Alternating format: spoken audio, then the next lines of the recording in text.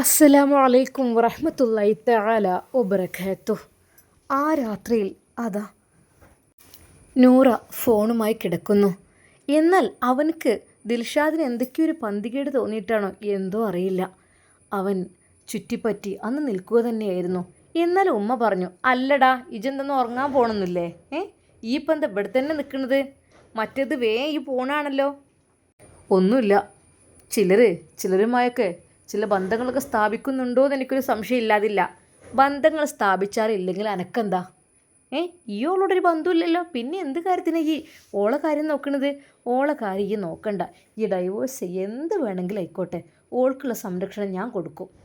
ഉമ്മ ദേഷ്യത്തോടെയായിരുന്നു അത് പറഞ്ഞത്. ഉമ്മ, നിങ്ങൾ എന്തീ പറയുന്നത്? എൻ്റെ വീട്ടിൽ നിൽക്കുന്നോളെ എന്തെങ്കിലുമൊക്കെ ചെയ്യുമ്പോൾ എനിക്കതറിയണം. തൽക്കാലം നീ അത് അറിയണ്ട, അവൾ അവളുടെ ഇഷ്ടത്തിന് ജീവിച്ചോട്ടെ, അതൊന്ന് പോടാ അവിടുന്ന്. ശരിക്കും ഉമ്മ ദിൽഷാദിനെ നല്ല രീതിയിൽ ചീത്ത പറഞ്ഞ് അവിടെ നാട്ടി. എന്നാൽ അതാ അവൾക്ക് പേടി തോന്നി. പഠിച്ചോനെ, ഞാനെങ്ങാനും ഷാഹുലിന് മെസ്സേജ് അയക്കണ കാര്യമെങ്ങാനും അവൻ അറിഞ്ഞോ? എനിക്കറിയുന്നില്ല. എന്നാൽ ദിൽഷാദ് ചുറ്റിപ്പറ്റി അവിടെ തന്നെ നടക്കുകയാണ്. എന്നാൽ അവൾക്ക് എന്തെങ്കിലും ഒന്ന് പറയണം ഷാഹുലിനോട്. അതിനുവേണ്ടി ഫോൺ എടുക്കുവാൻ വേണ്ടി അവളും കാത്തിരിക്കുന്നു. എന്നാൽ ദിൽഷാദ് പോകുന്നേയില്ല. അവൻക്ക് എന്തൊക്കെയോ ഒരു പന്തികേട് തുടങ്ങിയിട്ടുണ്ട് എന്ന് തോന്നുന്നു. എന്നാൽ അന്ന് അതാ ഉമ്മ പറഞ്ഞു, മോളെ നൂറ കിടന്നോ. അവൾക്ക് ഭയമായിരുന്നു ദിൽഷാദിനെ. കാര്യം അവനൊന്നിനും മടിക്കില്ല. അതുകൊണ്ട് തന്നെ അവൾ ഭയത്തോടെ അന്നും ഉമ്മയുടെ റൂമിൽ നിലത്ത് പായ വിരിച്ച് ഉറങ്ങാൻ കിടന്നു. ഒരു നിമിഷം ഉമ്മ വിചാരിച്ചു, പാവം പെണ്ണാണ്, അല്ലെങ്കിൽ ഇപ്പോൾ എത്ര ഇട്ട ഉമ്മയും ബാപ്പയ്ക്ക് വന്ന് പോകേണ്ട നേരായി. ചിലവർ ഭർത്താവിനെ വീട്ടിൽ നിർത്തുക പോലും ഇല്ല, 8 ദിവസമൊക്കെ നിർത്തി കൊണ്ടുപോകും. ഇത് പാവം, ഈ പെണ്ണിനെ കൊണ്ടുവരാനും വല്ലില്ല, വിളിയും കാര്യങ്ങളും ഇല്ല. പാവം മോളാണ്, എന്താ ചെയ്യുക, മോളെ ഞാൻ നോക്കിക്കൊണ്ട്. ഉമ്മയും ഓരോന്ന് ആലോചിച്ചു. അതാ ഉമ്മ അങ്ങ് കണ്ണുമാളി. ഏകദേശം 10-12 മണി കഴിഞ്ഞിരുന്നു. വീട് മുഴുവനും ഉറക്കത്തിൻ്റെ നിശബ്ദതയിൽ മുങ്ങിക്കിടക്കുന്നു. ഉമ്മയുടെ മുറിയിൽ കട്ടിലിൻ്റെ ഒരറ്റത്ത് കിടന്നിരുന്ന നൂറയുടെ മുഖത്ത് മാത്രം മൊബൈൽ ഫോണിൻ്റെ മങ്ങിയ വെളിച്ചം വീണു നിന്നു. കണ്ണുകൾ നിറഞ്ഞുകൊണ്ട് അവൾ ടൈപ്പ് ചെയ്യുകയായിരുന്നു. ഷാഹുൽ, എനിക്ക് ആരോടും പറയാൻ കഴിയുന്നില്ല. ഈ ജീവിതം എനിക്ക് ശ്വാസം മുട്ടിക്കുന്ന പോലെയാണ്. അല്പസമയം കഴിഞ്ഞ് മറുപടി വന്നു. നൂർ, ധൈര്യം കൈവിടരുത്. നിന്റെ ഉമ്മയോടോ വീട്ടിലെ മുതിർന്നവരോടോ തുറന്ന് സംസാരിക്കണം. ഒറ്റയ്ക്കെല്ലാം സഹിക്കണ്ടേ? അവൾ വീണ്ടും ടൈപ്പ് ചെയ്തു. എന്നെ കേൾക്കാൻ പോലും ഇവിടെ ആരുമില്ലെന്ന് തോന്നുന്നു. അതേസമയം മുറിയുടെ വാതിലിന് പുറത്ത് ആരോ നടന്നു വരുന്ന ആ ഒരു ശബ്ദം കേട്ടു. അവൾക്ക് എന്തോ ഒരു പന്തികേട് തോന്നി. പഠിച്ചോനെ, ആരോ ഒളിഞ്ഞു നിൽക്കുന്നുണ്ടോ എന്നൊക്കെ ഒരു തോന്നല്. തൻ്റെ ഭർത്താവ് ദിൽഷാദിനെ ഒരിക്കലും വിശ്വസിക്കാൻ കഴിയില്ല. എന്നാൽ അവൾ പതുക്കെ ഫോൺ ഒളിപ്പിച്ച് അതാ പുതപ്പിനുള്ളിലേക്കാക്കി. ഒരു നിമിഷം അതാ അവൾ ദീർഘനിശ്വാസം വിട്ടു. ആരുമില്ല. എന്നാൽ ഒന്നുമില്ലെന്ന് ഉറപ്പായി. എന്നാൽ വീണ്ടും അവൾ ഫോണെടുത്ത് ടൈപ്പിംഗ് തുടങ്ങി. എനിക്ക് ആരോടും പറയാനില്ല ഷാഹുൽ. അതെ, എല്ലാം ഞാൻ നിന്നോട് പറയാണ്. എൻ്റെ വീട്ടുകാരുടെ സ്ഥിതി അറിയാലോ, എൻ്റെ ബാപ്പയെ നിനക്കറിയാലോ. എൻ്റെ ബാപ്പയെക്കുറിച്ച് അറിയുന്നതല്ലേ? അറിയാം, നിൻ്റെ ബാപ്പ എനിക്ക് നന്നായി അറിയാം. മകളുടെ ഇഷ്ടം പോലും ഒന്ന് വകവെക്കാതെ അവർ അവരുടെ ഇഷ്ടത്തിന് മാത്രം നിൻ്റെ വിവാഹം നടത്തി. എന്നിട്ടിപ്പോൾ നീ ഒന്ന് ബോധം കെട്ട് വീണു എന്നതിൻ്റെ പേരിൽ ഒരു സ്ഥിര അസുഖക്കാരിയാക്കി നിന്നെ ചിത്രീകരിക്കുകയും ചെയ്തു അല്ലേ? നിൻ്റെ ഭർത്താവ് എന്ന പേരുള്ള ദിൽഷാദ്, ഞാൻ കണ്ടിരുന്നവനെ. എന്താലേ, എനിക്ക് സത്യം പറഞ്ഞാൽ സങ്കടം തോന്നി. ഇന്ന് നന്നാവും നാളെ നന്നാവും എന്ന് കരുതി, പക്ഷേ എന്നും ഈ പരാതിയല്ലേ. ഒരിക്കൽ പോലും അവൻ നിന്നെ തിരിഞ്ഞു നോക്കുന്നില്ല. ഇല്ല, എന്നോട് പോകാൻ പറഞ്ഞു, പക്ഷേ എനിക്ക് പേടിയാണ് വീട്ടിലേക്ക് പോകാൻ. വീട്ടിലേക്ക് പോയാൽ ഉറപ്പായിട്ടും ബാപ്പ എന്നെ ചീത്ത പറയും. പെൺകുട്ടികളായാലേ അടങ്ങി ഒതുങ്ങി നിൽക്കണം, കുറച്ചൊക്കെ ക്ഷമ വേണം എന്നൊക്കെ പറഞ്ഞ്. പിന്നെ ഞാൻ എന്താ ചെയ്യുക? എനിക്കൊരു സുഖവും സമാധാനം ഉണ്ടാവില്ലല്ലോ. സമയം ഏകദേശം അരമണിക്കൂറോളം അവനോട് വിഷമങ്ങളും എല്ലാം പറയുകയാണ്. അവനെല്ലാം ചോദിച്ചേറെ, നൂറ നീ വിഷമിക്കല്ലേ, നിൻ്റെ കൂടെ ഞാനില്ലേ, ഇൻഷാ അല്ലാ എന്തെങ്കിലുമൊക്കെ ആയിട്ട് ഞാൻ രക്ഷപ്പെടുത്തും നിന്നെ. ഒരിക്കൽ പോലും അവിടുത്തെ ഒരു വേലക്കാരിയായിട്ട് അല്ലെങ്കിൽ ഭർത്താവിൻ്റെ സ്നേഹം കിട്ടാതെ എത്രയെന്ന് വിചാരിച്ച് ജീവിക്കും. ഇൻഷാ അല്ലാ ഞാൻ എന്തെങ്കിലും ഒരു കാര്യത്തിൽ എത്തട്ടെ. എൻ്റെ ഉമ്മയോട് ഞാൻ കാര്യങ്ങൾ സംസാരിച്ചിട്ടുണ്ട്, ഉമ്മ പാവം പറഞ്ഞിട്ടുണ്ട്. എന്തൊക്കെ തന്നെയാലും പക്ഷേ ഉമ്മാക്കൊക്കെ ഇപ്പോൾ ഭയം മറ്റൊന്നുമല്ല, നിൻ്റെ പിതാവ് എന്നെ എന്തെങ്കിലും ഉപദ്രവിക്കുമോ എന്നുള്ളതാണ്. എന്താ ഞാൻ ചെയ്യുക? സാരല്ല, എൻ്റെ ജീവിതം ഇങ്ങനെ അങ്ങോട്ട് ഇവിടെ കഴിഞ്ഞു പോയിക്കോളും. ഷാഹുൽ, എനിക്ക് വേണ്ടി ദുആ ചെയ്യണം കേട്ടോ, അത് മാത്രം മതി. പക്ഷേ ഇവിടുത്തെ ഉമ്മ സ്നേഹമുള്ള ഉമ്മയാണ്. എല്ലാം എന്നോട് നല്ല രീതിയിൽ പറയുന്നതും പെരുമാറുന്നതും കാണുമ്പോൾ ദിൽഷാദിന് തന്നെ ദേഷ്യമാണ്. സത്യം പറഞ്ഞാൽ എനിക്ക് മടുത്തു ദിൽഷാദിൻ്റെ സ്വഭാവം കൊണ്ട്. എന്നാൽ പെട്ടെന്ന് അതാ ശക്തിയായി വാതിൽ തള്ളി തുറന്നുകൊണ്ട് ദിൽഷാദ് അതാ അകത്തേക്ക് കയറുകയാണ്. വാതിൽ ചാരിയിട്ടുണ്ടായിരുന്നുള്ളൂ. ആരാടി? ആരോടാ ചാറ്റിങ്? അതെന്താ? ഫോണും എടുക്കാനാ പറഞ്ഞത്. അവൾ ഭയന്ന് വിറച്ചു. ആരാടടി ഈ പാതിരാത്രിയിലും ചാറ്റ് ചെയ്യുന്നത്? കുറേ നേരം ഞാൻ ശ്രദ്ധിക്കുന്നു. ഇതിപ്പോൾ ഇന്നും നിലം തുടങ്ങിയോന്നല്ല, എനിക്ക് അറിയായിട്ടുമല്ല. ഒന്നും പറയാൻ കഴിയുന്നതിന് മുമ്പേ അവൻ നൂറയുടെ കയ്യിൽ നിന്ന് ഫോൺ പിടിച്ചു പറിച്ചു. തരൂ, അതെൻ്റെ ഫോണാണ്, അതെൻ്റെ. നൂറ കരഞ്ഞുകൊണ്ട് പറഞ്ഞു. ആരുടെ ഫോണാണെങ്കിലും നോക്കട്ടെ. ദിൽഷാദ് ഫോൺ സന്ദേശങ്ങൾ അതാ തുറന്നു നോക്കുന്നു. അവൻ്റെ മുഖം കോപം കൊണ്ട് ചുവന്നു പോകുകയാണ്. എന്നാൽ ഒരു നിമിഷം അതാ ഉമ്മ ഉണർന്നു. പഠിച്ചോനെ, എന്താ റബ്ബി, എന്താ ദിൽഷാദ് ജി കയറി ആ പെണ്ണിനെ എന്താ ജി കാട്ടണത്?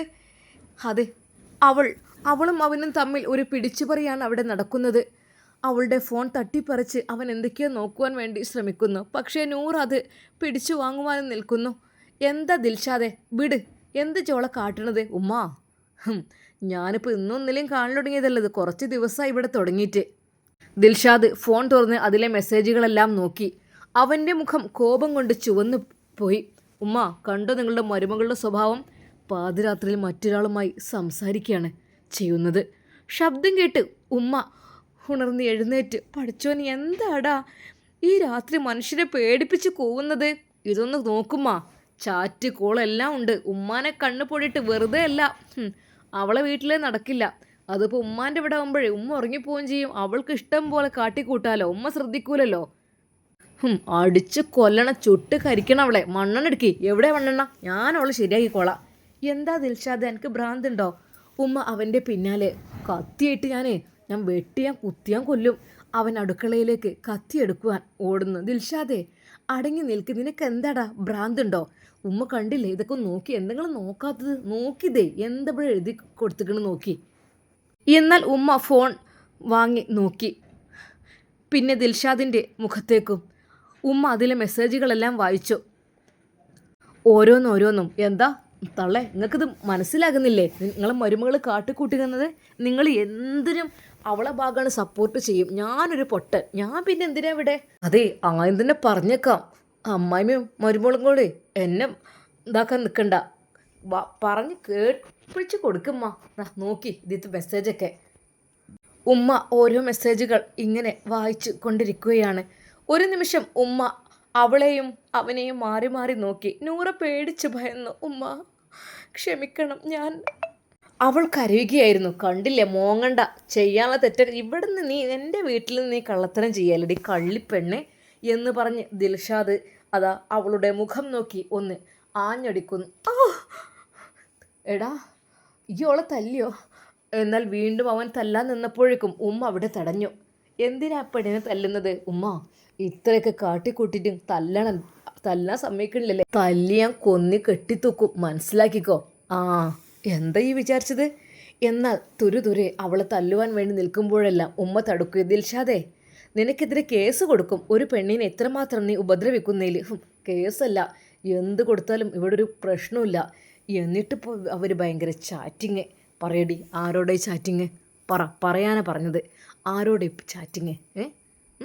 ആരാടി? ഇക്ക എന്നുള്ളതിൽ പേരെഴുതിയിട്ടുള്ളത്. പേരെഴുതിയിട്ടില്ലല്ലോ. പേരെഴുതിയാൽ പിടിക്കുമെന്ന് വിചാരിച്ചിട്ടായിരിക്കും അല്ലേ? ഇക്ക ഏതാ നിൻ്റെ ഇക്ക? എനിക്കൊന്ന് കാണുന്നേ വേണം. അവനെ ഞാൻ കൊല്ലും. ശരിക്കും അതാ ദിൽഷാദ് വളരെയധികം ദേഷ്യത്തോടു കൂടിയാണ് അത് പറയുന്നത്. എന്നാൽ അവൾ ഒന്നും മിണ്ടിയില്ല. പറയില്ല നീലേ, പറഞ്ഞില്ലെങ്കിൽ ഞാൻ അടിച്ച് പറയിപ്പിക്കും.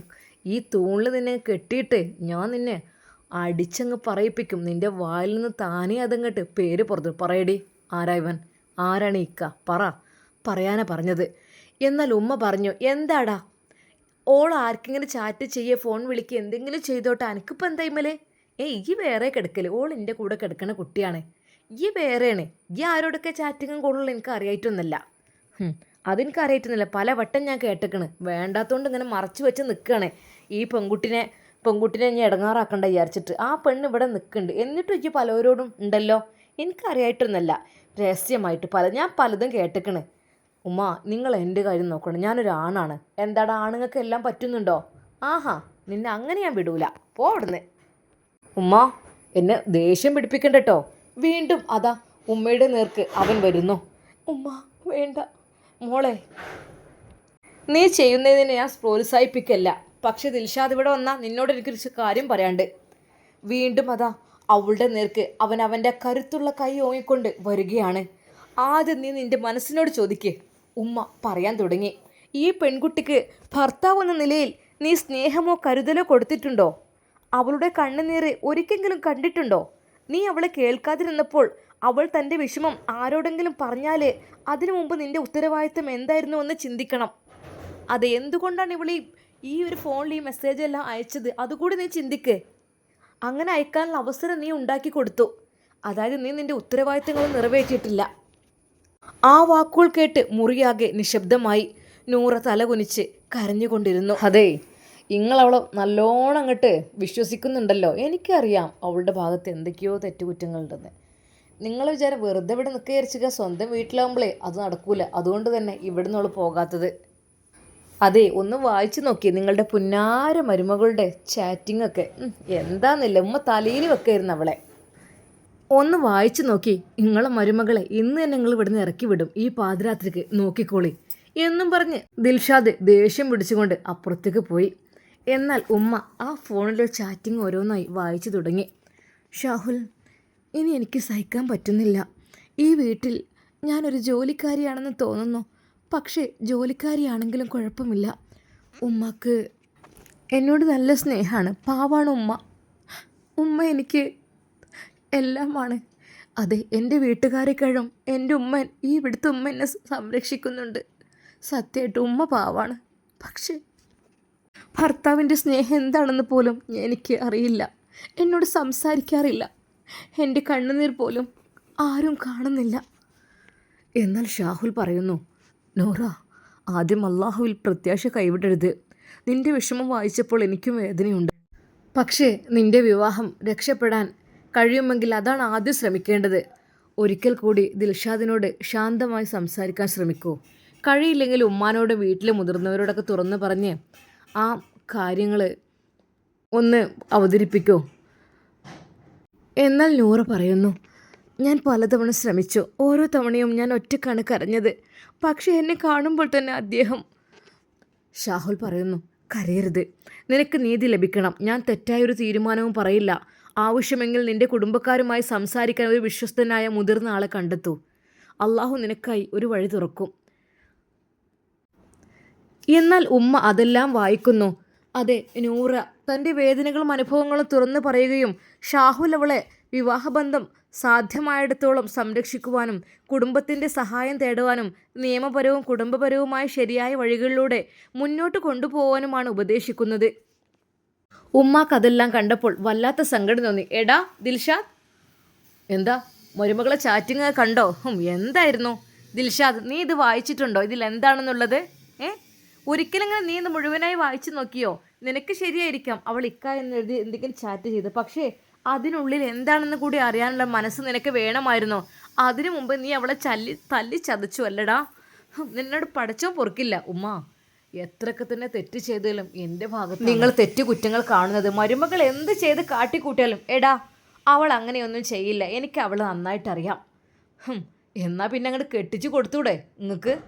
വേണമെങ്കിൽ അതും ഞാൻ ചെയ്യും. ശരിക്കും അതാ ദിൽഷാദിൻ്റെ ഉമ്മയുടെ വാക്ക് കേട്ട് അവന് കലി കയറി.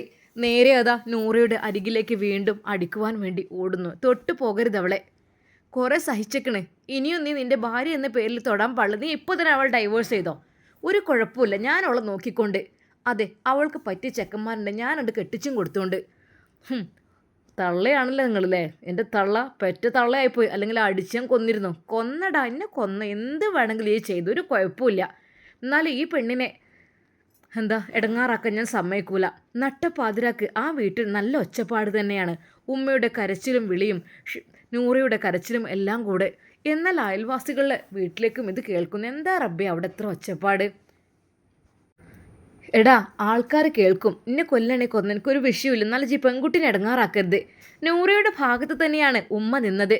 എന്നാൽ ആ നിമിഷം തന്നെ അതാ അവൻ പെങ്ങളെ വിളിക്കുന്നു. ഫൗസിയ, നിൻ്റെ തള്ളക്ക് ഭ്രാന്താണടി. അതെ, ഞാനേ നൂറിൻ്റെ ഒരു ചാറ്റിങ് പിടിച്ചു, ഏതോരുത്തനുമായി ചാറ്റിങ്. അത് പിടിച്ച രീതിയിൽ തള്ള എൻ്റെ നേർക്കാണ് എടുക്കുന്നത്. എന്താ, നമ്മളെ തള്ളക്ക് കുറച്ച് കിട്ടലിൻ്റെ കുറവാണ്, അതാണ്, വേറൊന്നുമല്ല. തന്ത നേരത്തെ കാലത്ത് തന്നെ പോയത് വെറുതെ ഒന്നുണ്ടല്ല, ഉമ്മ ഇതിനാണ് സപ്പോർട്ട് ചെയ്യുന്നത്. എന്നാൽ ആ നിമിഷം തന്നെ അതാ അവൾ സ്കൂട്ടിയുമായി അങ്ങോട്ട് വീട്ടിലേക്ക് എത്തുന്നു നട്ടപ്പാതിരാക്ക്. എന്താ ഉമ്മ ഇവിടെ പ്രശ്നം? അന്നെപ്പാരങ്ങോട്ട് വിളിച്ചെത്തിയത്? എന്നോട് പാരങ്ങോട്ട് വരാൻ പറഞ്ഞത്? ഇവിടെ എന്തെങ്കിലും പ്രശ്നം ഉണ്ടാകാണ്ട് കഴിഞ്ഞ് പോയിക്കോളൂ. ഇതെന്തിനിപ്പോൾ നട്ടപ്പാതിരാക്ക് അവിടെ നിന്ന് ഇറങ്ങിപ്പോകുന്നത് കുട്ടികളെ മക്കളൊക്കെ വിട്ട്? അതെ, എൻ്റെ ആങ്ങള എന്നെ വിളിച്ചതാണ്, എൻ്റെ ആങ്ങള ദിൽഷാദ് എന്നെ വിളിച്ചതാണ്. അതെ, ഞാനാണ് വിളിച്ചത്. നിങ്ങൾക്ക് ഉമ്മ നിങ്ങളെന്തിനു നട്ടപ്പാതിരാക്ക് ഒച്ചപ്പാ ഉണ്ടാക്കണേ? എടി നൂറ, എന്നെ കണ്ടപ്പോഴേ എനിക്കൊരു കള്ള ലക്ഷണം തോന്നിക്കണ്. അതെ, സ്വന്തം ഭർത്താവ് ഇവിടെ ഉണ്ടാകുമ്പോൾ എനിക്ക് വേറൊരുത്തനോട് ചാറ്റ് ചെയ്യാൻ തോന്നുന്നുണ്ടല്ലോ, വേറൊരുത്തനെ വിളിക്കാൻ.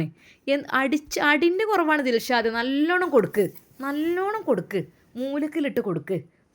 ഓളെ കയ്യും കാലിഞ്ഞ് പൊങ്ങരുത്, കയ്യും കാലും ഒടിച്ച് മൂലക്കിലിടണം. ഞാൻ കൈ കൊണ്ട് ഓൾക്ക് ആ ഫോൺ തൊടാൻ കഴിയരുത്. അതൊക്കെ ഞാൻ ചെയ്തോളാം. അപ്പോഴേക്കും ദിൽഷാദ് നൂറരികിലേക്ക് വന്നിട്ട് ഒരടിയും കൊടുക്കുന്നു. അത് അവളുടെ കൈ പിരിക്കുന്നു. എന്ന് പറഞ്ഞ് അവൾ ഉറക്കെ കരയുന്നു. ദിൽഷാദേ എന്ന് പറഞ്ഞ് ഉമ്മ കയ്യിൽ കിട്ടിയ ആ ഒരു ടോർച്ച് കൊണ്ട് അവൻ്റെ തലക്കൊന്ന് കൊടുക്കുന്നു. അവൻ ഒരു നിമിഷം പകച്ചു പോകുന്നു. നേരെ ഉമ്മയുടെ നേരെ നോക്കി അവൻ്റെ കൈകൊണ്ട് ശക്തമായ കൈകൾ കൊണ്ട് ഉമ്മയുടെ മുഖമടക്കി ഒന്ന് കൊടുക്കുന്നു. എൻ്റെ അമ്മ, അല്ലാ. അതേ തള്ളേ, രണ്ടിനും കൂടി ഞാൻ കിണറ്റിലിടും, കരുതിക്കോ. എടാ നല്ലോണം കൊടുക്ക്. എന്താന്നോ, രണ്ടും കണക്കാണ്. കാരണം ഞാൻ വരെ വരുന്നേ പറ്റുന്നില്ല, വന്നപ്പോൾ കള്ളത്തരങ്ങളൊക്കെ പിടിക്കൂലേ, അതുകൊണ്ടായിരിക്കും. അതെ, ഇക്ക എന്ന് പറഞ്ഞ ഒരുത്തനോട് എന്തൊക്കെയോ ചാറ്റ് ചെയ്ത് വിട്ടിക്കണ് ഞാൻ ഇവിടെ ഉണ്ടാവുമ്പോൾ. എന്നാൽ ഉമ്മ പറഞ്ഞു, എടാ ഇജ്ജ് നോക്കിക്കോ, എൻ്റെ മുഖം നോക്കിയാണ് ഈ അടിച്ചത്. എൻ്റെ പെറ്റ തള്ളാണ് ഞാൻ, 10 മാസം ചുമന്ന് പ്രസവിച്ച. എപ്പോഴൊരു 10 മാസത്തിനെ കണക്ക് പറയും, അതിലേറെ ഞാൻ ക്ഷമിക്കുന്നുണ്ട്. ഇപ്പോൾ ഇവളും ഉമ്മ ഇങ്ങോട്ട് ഒന്നയിക്കാണ്. രണ്ടാക്കും കൂടി ഒരുമിച്ച് അങ്ങോട്ട് പോകാനായിരിക്കും പരലോകത്തേക്ക് എൻ്റെ കൈ കൊണ്ട് കിട്ടിയിട്ട്. എടാ നോക്കിക്കോ, എൻ്റെ എന്ത് തന്നെ കാട്ടിയാലും ഈ വീട്ടിൽ നിന്ന് ഞങ്ങൾ ഇറങ്ങിപ്പോവില്ല, ഓളെ ഞാൻ സുരക്ഷിതമാക്കുകയും ചെയ്യും. ഇതെന്ത് പറഞ്ഞിട്ടും കാര്യമില്ല. ഫൗസിയ പറഞ്ഞു, ഉമ്മ നിങ്ങളോൾക്ക് വളം വെച്ച് കൊടുക്കല്ലേ, ഓൾ വല്ല തെറ്റിലും വീണ് പോയാൽ നിങ്ങൾ തന്നെ അല്ലേക്കാനാണ് ഉത്തരവാദി. ഓൾ അങ്ങനെ ഇങ്ങനെ തെറ്റിലൊന്നും വീഴൂല, എനിക്ക് ഉറപ്പുണ്ട്. ഒരാളുടെ മനസ്സത്തെ വിഷമങ്ങളൊന്ന് പങ്കുവെച്ചു എന്നുള്ള ഇത്ര വലിയ തെറ്റായിട്ട് എനിക്ക് തോന്നുന്നില്ല. ശരിക്കും ദിൽഷാദ് നല്ല രീതിയിൽ അവളോട് പ്രവർത്തിക്കണേ ഒരിക്കൽ പോലും ഇവളാകും ചെയ്യില്ലായിരുന്നു. ഇത് ആ റൂമിലേക്ക് കിടക്കാൻ പറ്റൂല, അവളെ കാണാൻ പറ്റൂല, അവൾക്ക് ചായ കൊടുക്കാൻ പറ്റൂല, ഭക്ഷണം എടുത്ത് വെച്ച് കൊടുത്തൊക്കെ തട്ടി തെറിപ്പിക്കുക. ഉപ്പില്ല മുളകില്ല, ഓളുണ്ടാക്കിയതാണോ എന്നാൽ രസമല്ല. എന്താ ഇപ്പം ഇങ്ങനെ ഒരു തീരെ ഒരു സ്നേഹമില്ലാത്ത ഇങ്ങനെ എത്രയെന്ന് വിചാരിച്ച അവളുടെ ക്ഷമിക്കുക, സഹിക്കുക. ഞാൻ അവളെ ഭാഗത്തേ നിൽക്കുള്ളൂ, നിങ്ങൾ രണ്ടാളെ ഭാഗത്ത് ഞാൻ നിൽക്കൂല. ശരിക്കും ഫൗസിയക്കും ദിൽഷാദിനും ദേഷ്യം അരിച്ചു കയറുകയാണ്. ചവിട്ടി കൊല്ലാണ് വേണ്ടത്. എന്നാൽ നൂറയെ ഉമ്മ നെഞ്ചോട് ചേർത്തു. മോള് വിഷമിക്കണ്ട കേട്ടോ, മോൾക്ക് ഞാനുണ്ടാവും, രണ്ടെണ്ണത്തിന് വീട്ടിൽ നിന്ന് ഇറക്കി വിടും.